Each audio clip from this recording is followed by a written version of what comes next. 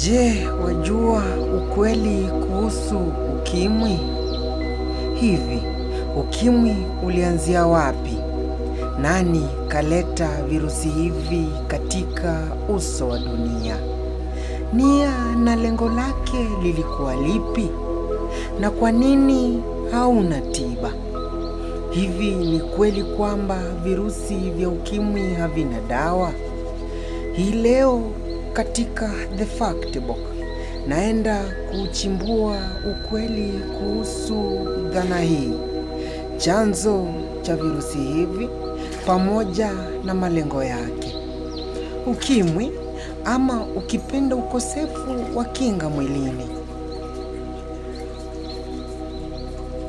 ni moja kati ya ujinamizi hatari zaidi kwa mwanadamu kuwahi kutokea katika uso wa dunia.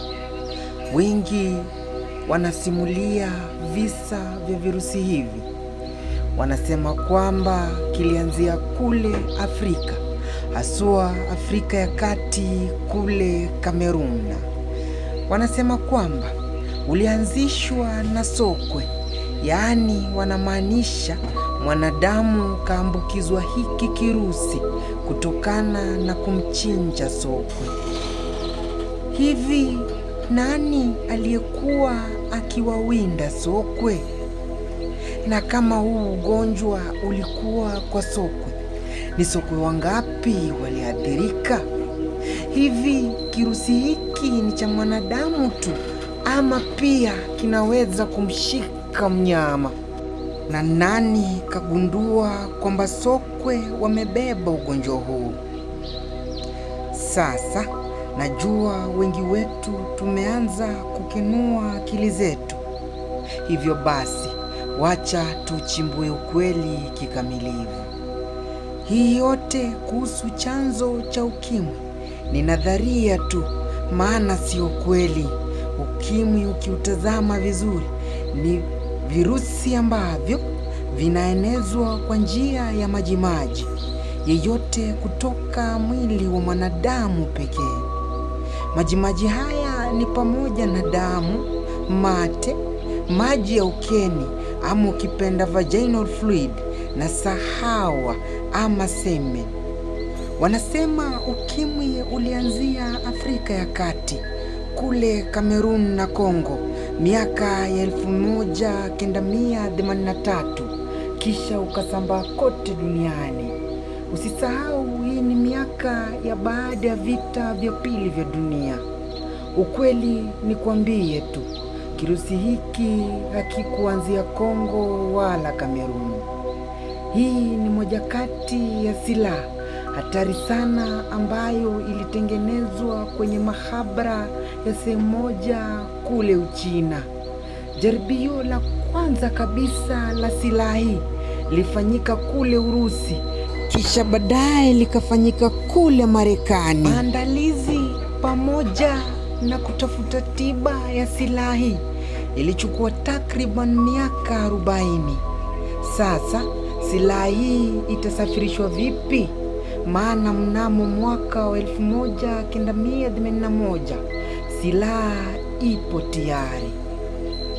Kumbuka, miaka hiyo mzungu alikuwa tayari kishakubaliwa kuzuru mabara ya Afrika, ila bado kulikuwa na utata kutokana na mfumo wa kisiasa, kiuchumi pamoja na jamii za karne hiyo. Pia usisahau miaka hiyo hiyo ilikuwa kipindi cha vita baridi, yani ukipenda Cold War, kote duniani, na Afrika Kati ndio ilikuwa uwanja wa mapambano ya ushawishi kati ya Marekani na Umoja wa Kisoviet, the Soviet Union.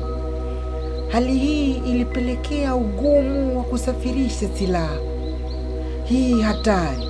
Hatimaye mnamo tarehe 9 mwaka 1980 suluhisho lilipatikana.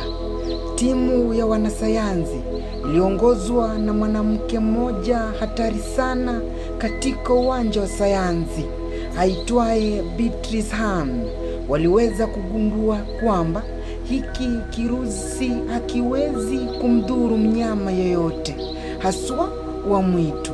Na kwa sababu miaka hiyo bado Waafrika wengine walikuwa bado wanafanya mawindo, hivyo ilipelekea jambo lao kuwa jepesi mno.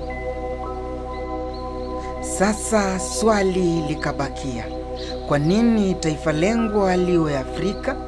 Kisa na maana vita ni vya dunia. Utafiti unaonyesha baada ya kirusi hiki kutua hapa Afrika, kiliweza kuondoka na roho za mamilioni ya watu. Na kufikia mwaka wa 2018 inakadiriwa kuwa zaidi ya watu milioni 52 walikuwa wamefariki kutokana na kirusi hiki.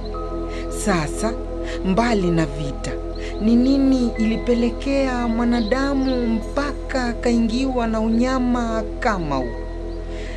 Takwimu za shirika la afya duniani WHO zinaonyesha kwamba hivi sasa zaidi ya watu milioni 65 wameshapoteza maisha kutokana na kirusi hiki.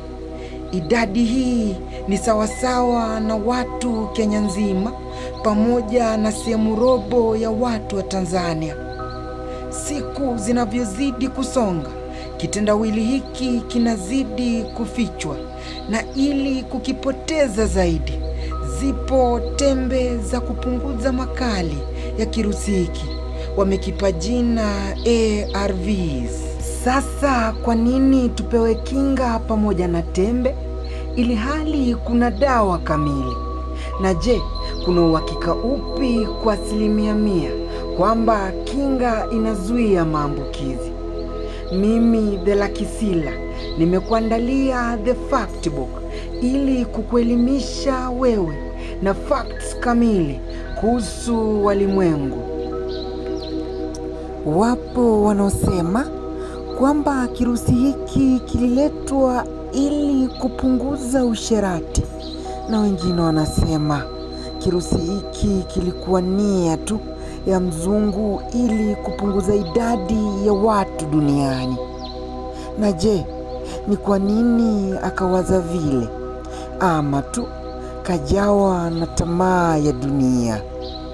Maswali kama haya yamesumbua vichwa vya wanasayansi pamoja na watu wengi zaidi, ila majibu yapo katika The Fact Book.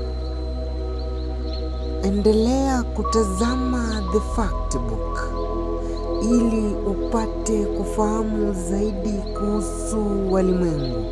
Mimi The Lucky Sealer.